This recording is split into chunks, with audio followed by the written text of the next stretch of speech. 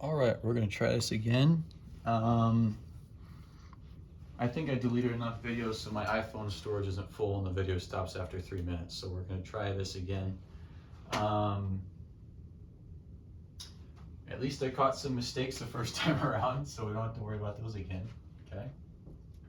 Okay. Let's go ahead and start with this first one here. Same as before, delocalizing our charge, our kinetic step, our carbocation. How are we going to do that? Who has electrons and who wants them? Okay.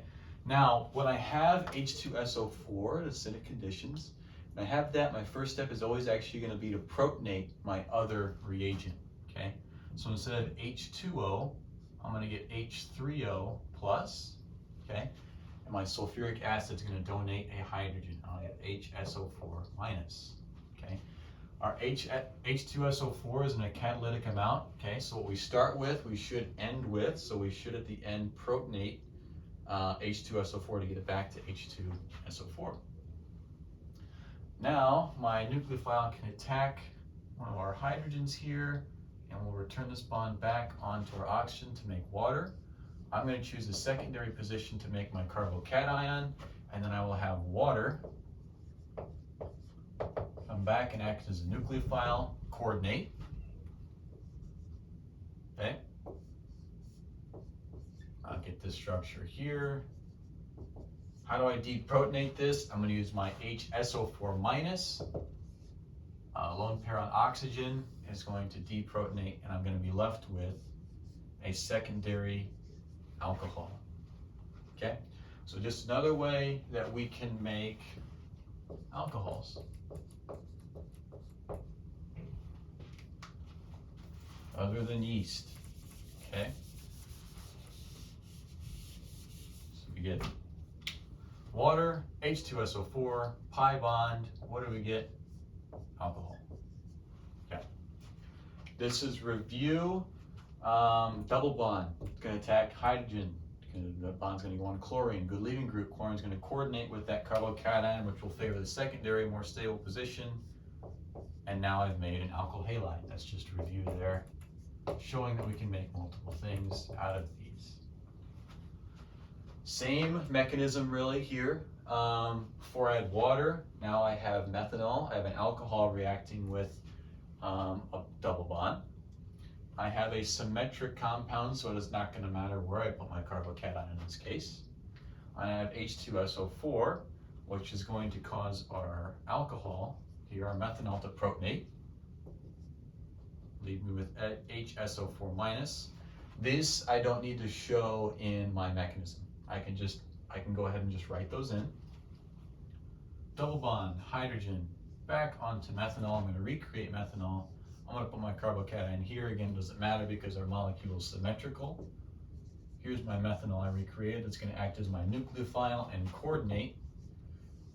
And go ahead and add on to my carbocation carbon there. Oxygen, bonded to hydrogen and bonded to a methyl group, positive charge. How do we deprotonate? We're going to go ahead and we could use methanol and go ahead and protonate that. Same up here. We use H2SO4 to deprotonate. We could use water as well. We could recreate H3O plus. But because this is a catalytic amount, I think it better represents kind of what's going on if we use HSO4 minus to deprotonate there. Take our hydrogen away, move those electrons onto oxygen to get rid of that positive charge, and ta-da, we're left with an ether. Okay.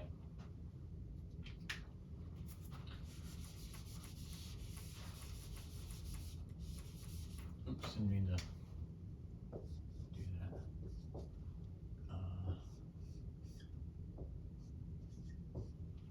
Ether there.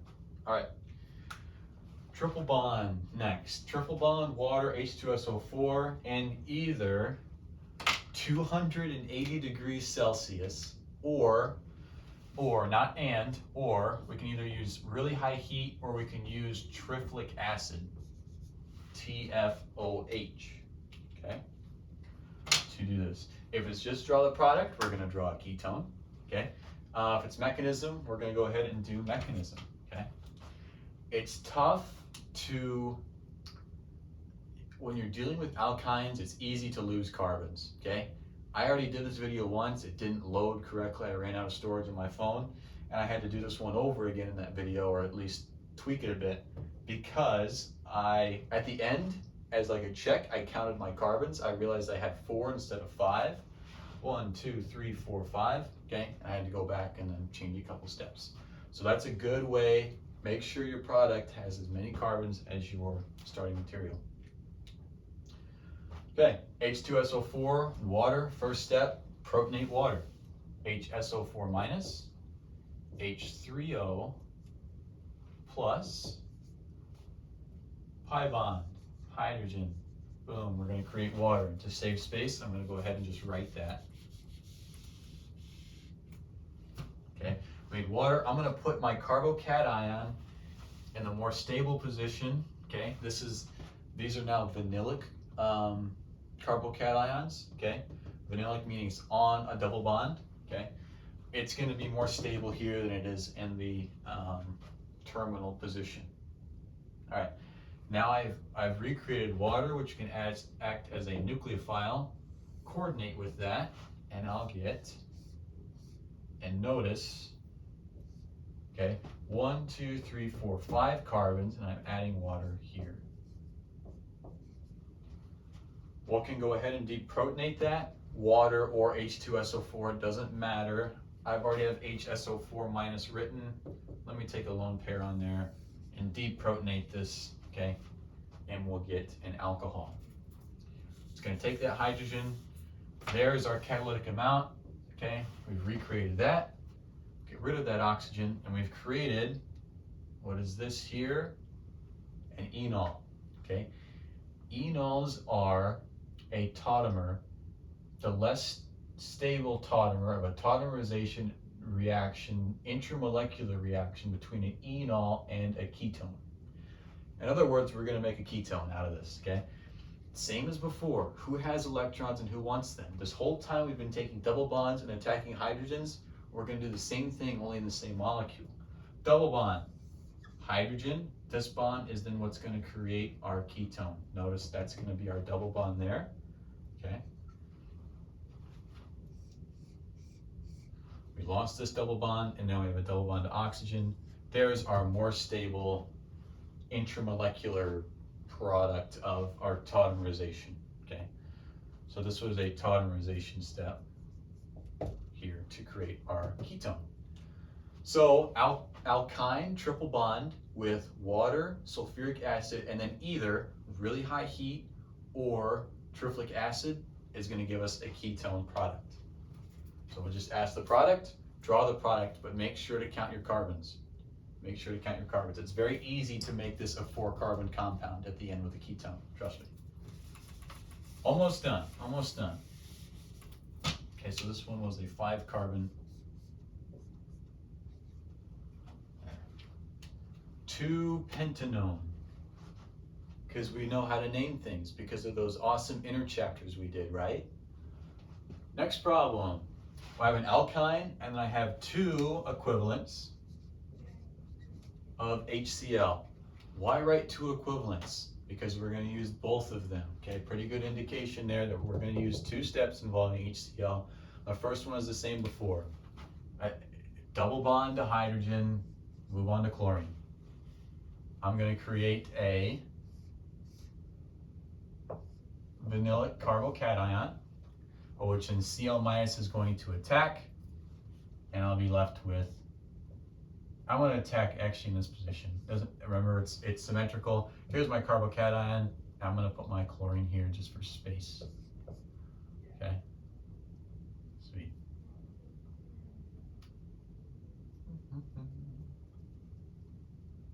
Okay, it would better represent this. I should have drawn this maybe in terminal position. Okay, but why are vanillic carbocations?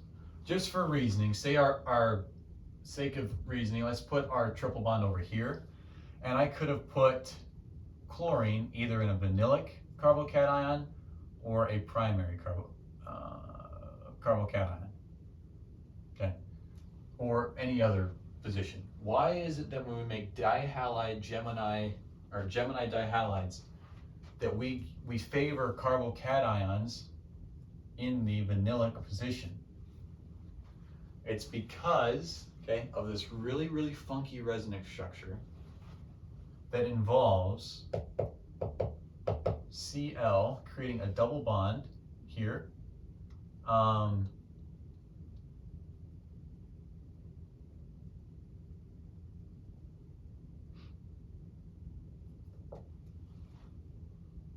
Thinking really quick.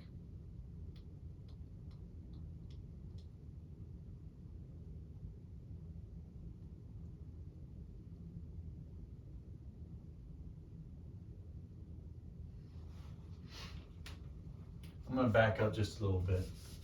Make sure I'm doing this right. Not enough to start the video over. I don't want to do that again, okay? So let me go ahead and draw this out. Hey, I messed up on a problem. What's something I can do? Start over, make sure I'm doing my mechanism correctly. Even if it's asking for product, drawing mechanism arrows are a good way to check that. Okay, I have a double bond here that attacks hydrogen, and that bond is going to go to Cl-. It's not going to matter where I put my carbocation because it's symmetrical. Okay, I have Cl-. This is going to coordinate the position there.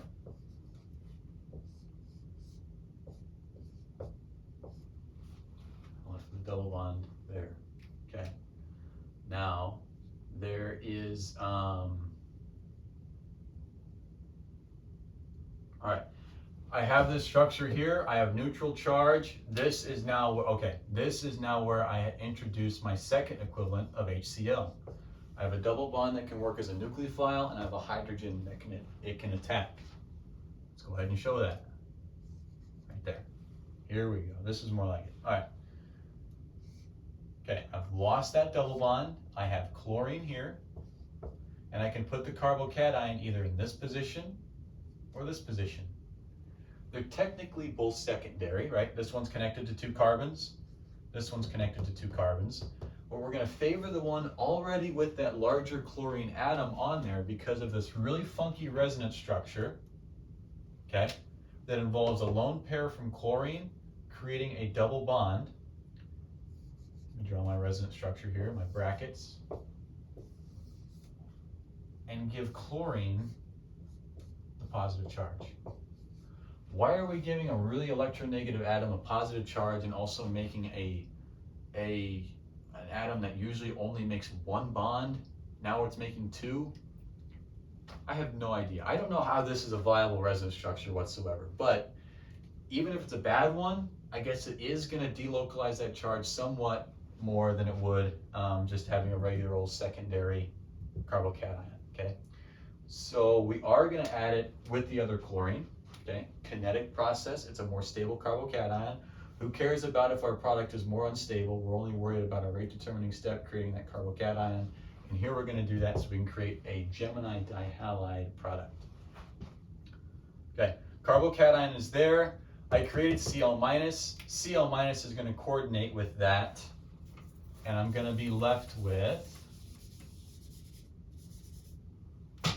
Cl- comes in, coordinate with our carbocation there, and I get 2 chlorines as my final product. Okay, so there's our dihalide there. Ta-da!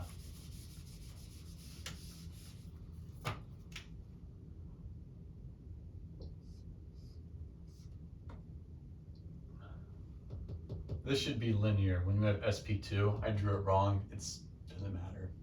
If you want to be technical about it, it should actually be linear. All right, final, not problem, final challenge. Final challenge here. It's mentioned in the textbook. I don't think it was gone over in class. Just a couple things you have to memorize here on like which oxygens are going to do what. First off, which oxygen is going to protonate, because H2SO4, it's going to be our top oxygen here. Oops. Be our top oxygen here that's going to protonate, okay? Positive charge there. Why do we protonate that? So we can use our double bond to attack our hydrogen. That's going to go back onto our carboxylic acid. We're going to recreate our carboxylic acid. we're going to put our carbocation in the more substituted spot, which would be tertiary rather than secondary. Okay, I have my carboxylic acid, and I have HSO4 minus because I used that hydrogen to protonate there. All right. Now, which oxygen is going to coordinate, is going to attack that carbocation? It's going to be the oxygen, okay, our OH group here on the end. An oxygen taking 2 double bonds with it, with the carbon, is not going to be as common as our oxygen here on the end. I can't explain it right now. It's just conventional from my standpoint. It's just what we're used to, something just memorized. It's going to be these oxygens that attack, or there's electrons and oxygen that are going to attack that position, and we'll get, don't forget our methyl group. Oxygen is bonded to hydrogen, and then the rest of our carboxylic acid giving a positive charge. How do I deprotonate that? Again, I could use carboxylic acid to protonate it, but I'm going to go ahead and use HSO4 minus to recreate my catalytic amount. Take that hydrogen off, push those electrons back onto oxygen, and my final product is going to look like that. And I've recreated H2SO4, and yeah, cool. All right, so a lot of these are acting the same, okay? We can, I guess this is just an acid of some kind we've made. We can make dihalides, we can make ketones, we can make ethers, we can make alkyl halides, we can make alcohols. So a lot of good synthesis steps to use. That's going to wrap it up for chapter 12, at least chapter 12.1 through 12.10. Yeah, use these to study, use what Dr. Andrews provides with homework and with the whiteboard.